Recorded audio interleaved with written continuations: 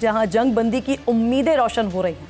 Hamas ने जंग बंदी मंसूबे के हवाले से मज़बूत जवाब सालिसों के हवाले कर दिया है। हमास फौरी और संजीदगी से मुज़ाकरात में शामिल होने के लिए भी तैयार है ताकि इस मुजव्वज़ा फायरबंदी के नफाज के तरीक़ाकार पर बात की जा सके जो सालिसों के ज़रिए मौसूल हुआ है और जिसको अमरीका की भी हिमायत हासिल है। हमास की इत्तेहादी इस्लामी जिहाद ने भी सीज़ फायर मुज़ाकरात की हिमायत की है, लेकिन साथ ही मुतालबा भी किया है कि कैदियों की रिहाई के बाद इसराइल की जानिब से हमले दोबारा शुरू न करने की ज़मानत भी दी जाए।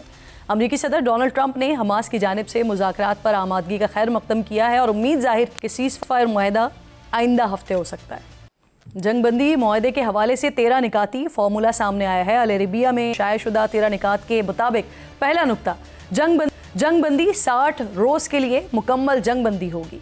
अमरीकी सदर ट्रंप इस बात की ज़मानत देंगे कि इसराइल इस दौरान हमला नहीं करेगा।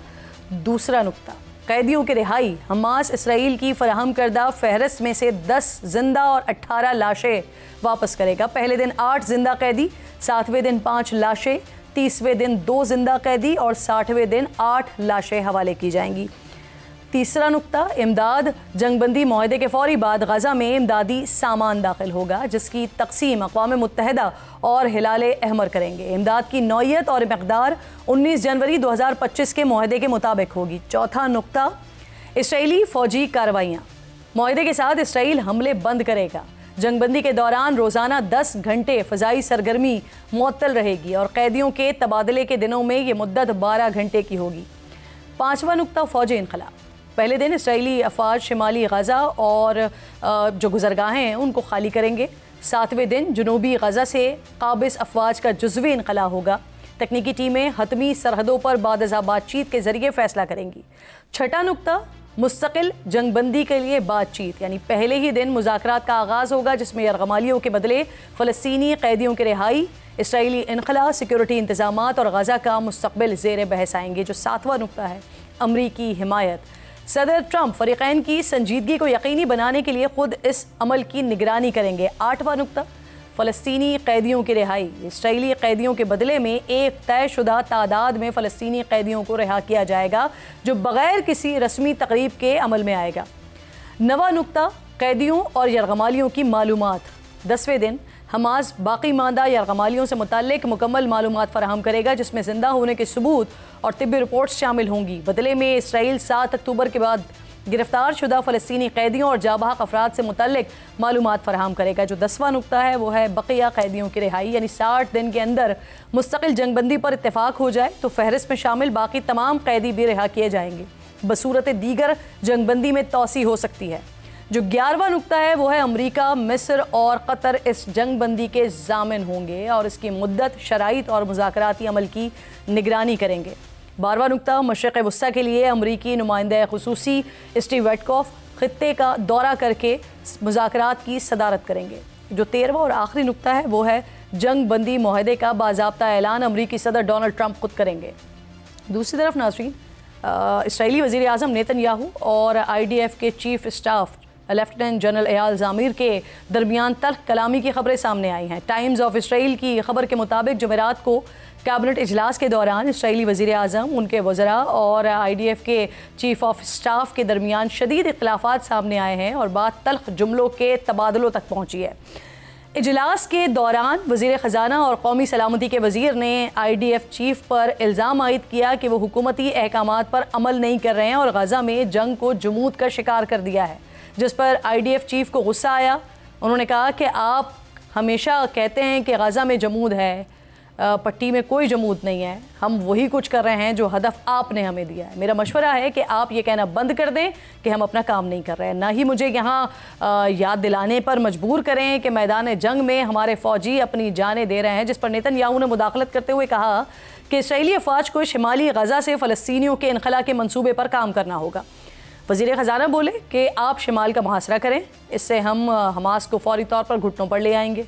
इन तजावीज़ पर IDF के चीफ ऑफ स्टाफ ने जवाब दिया कि क्या आप गज़ा में फ़ौजी हुकूमत चाहते हैं? 20 लाख लोगों पर कौन हुकूमत करेगा? टाइम्स ऑफ इसराइल के मुताबिक ये जवाब सुनकर नेतन्याहू ने तकरीबन चिल्लाते हुए जवाब दिया, IDF और इसराइली हुकूमत वो फ़ौजी हुकूमत नहीं चाहते, लेकिन चाहते हैं कि गज़ा के शहरों को एक बड़े शहरी इलाके में मुंतकिल किया जाए। वो किसी भी सूरत हमास को छोड़ने के लिए तैयार नहीं है। अगर आप ये नहीं चाहते तो फिर पूरे गजा पर चढ़ाई करें और इसके मुकम्मल तौर पर कब्जे में इसे ले लें। जिस पर लेफ्टिनेंट जनरल अयाल ज़ामिर ने जवाब दिया कि अगर ऐसा किया तो फिर फ़ौज कंट्रोल खो सकती है। उनका कहना था कि हम इस पर इत्तेफाक नहीं था, हमें इस हवाले से मज़ीद बात करने की ज़रूरत है, क्योंकि ऐसा करने की सूरत में जंग की वजह से भूखे और नाराज़ फ़लस्तीनियों को काबू में रखना नामुमकिन होगा, और अगर हमने कंट्रोल खो दिया तो ये फ़लस्तीनी IDF पर धावा बोल सकते हैं। हमास के मुज़ाकरात पर आमादगी और अमरीकी सदर की जानिब से इसके खैर मकदम के बाद इसराइली हमलों में तेज़ी आ गई है। पिछले 24 घंटों में अब तक 60 से ज़ायद फ़लस्तीनियों को शहीद किया जा चुका है।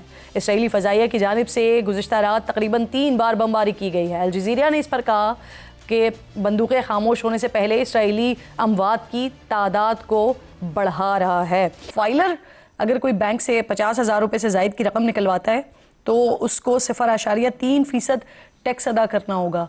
सर, नॉन फाइलर के ऊपर तो चले समझ आता है, लेकिन फाइलर जो आपको टैक्स भी दे रहा है, फिर आपके कहने पर फाइल भी कर रहा है, उसके ऊपर भी 0.3 टैक्स लगाया जाएगा। बैंकिंग चैनल में आएंगे कैसे लोग अगर इतनी ज्यादा सख्त शराइत रखी जाएंगी उन पर? तो खुरम साहब जी बहुत शुक्रिया करण, मुझे प्रोग्राम में लेने के लिए। देखें, इसमें प्रिंसिपल ये है कि कैश को डिस्करेज करना है। इसमें प्रिंसिपल ये नहीं है कि जो टैक्स पेयर है उसको पीनलाइज करना है, नॉन टैक्स पेयर को ज्यादा पीनलाइज करना है।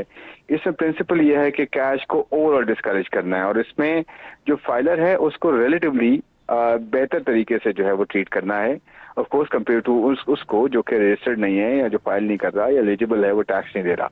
तो इसमें प्रिंसिपल ये है कि हम कैश को जो है वो कम करना चाहते हैं और ट्रांजैक्शन डिजिटल ज्यादा हों। इस सिलसिले में आपने देखा होगा इवन इस्लामाबाद में या पंजाब में और भी सूबे उसको होपफुली फॉलो करें कि जो टैक्सेस होते हैं, खासकर कंजम्पशन टैक्सेस, वो अगर आप कार्ड के थ्रू पे करते हैं या डिजिटल मीन्स के थ्रू पे करते हैं, ऑनलाइन पे करते हैं, अपने मोबाइल वॉलेट के थ्रू पे करते हैं, या जिस तरह भी उसको डिजिटल मीन्स के थ्रू पे करते हैं, तो उस पर जो सेल्स टैक्स है उसकी शरह जो है वो कम है। आज भी आप अगर इस्लामाबाद की मैं बात करता हूँ, लेट्स से एग्जांपल देता हूँ, मैं पंजाब की बात कर लें, अगर आप कार्ड के थ्रू पे करते हैं किसी रेस्टोरेंट में या किसी भी बॉस पे, तो आपको जो है वो एटलीस्ट खाने पीने की चीज़ों को अगर आप देखें तो आपको जो है वो 5% टैक्स सेल्स टैक्स पड़ता है, रादर देन 18% हो। तो इस तरह की चीज़ों से उस डायरेक्शन एक हमने देने की कोशिश की है कि डिजिटल मीन्स के थ्रू पेमेंट ज्यादा हो रादर देन कैश का इस्तेमाल ज्यादा, क्योंकि हमारे यहाँ कैश इकोनॉमी बहुत बड़ी है जिसको हमने डॉक्यूमेंट करना है। अच्छा, ये जो चीज आप समझा रहे हैं, तो हम रेस्टोरेंट्स में ये भी देखते हैं ना कि अगर क्रेडिट कार्ड पे कोई रेस्टोरेंट का बिल दे रहा है तो वहां के टैक्स की शरह दूसरी है, और अगर कैश पे दे रहा है तो दूसरी है। मुझे जरा सादा करके बताइएगा इसको कि अगर आप ATM से पैसे निकाल रहे हैं तो उस पर तो 0.3% आपने देना है विद होल्डिंग टैक्स, लेकिन अगर आप एक अकाउंट से दूसरे अकाउंट में अपने मोबाइल के थ्रू रकम मुंतकिल कर रहे हैं तो क्या उसके ऊपर भी विद होल्डिंग टैक्स है? नहीं जी, ये कैश पे है, कैश विड्रॉल्स पे है। कैश विड्रॉल्स पे ये पहले भी था, ये नया नहीं है टैक्स, पहले भी नॉन फाइलर पे था ना, फाइलर पे जी मैं ये बताना चाह रहा हूँ कि नॉन फाइलर पे बढ़ाई गई है शरह,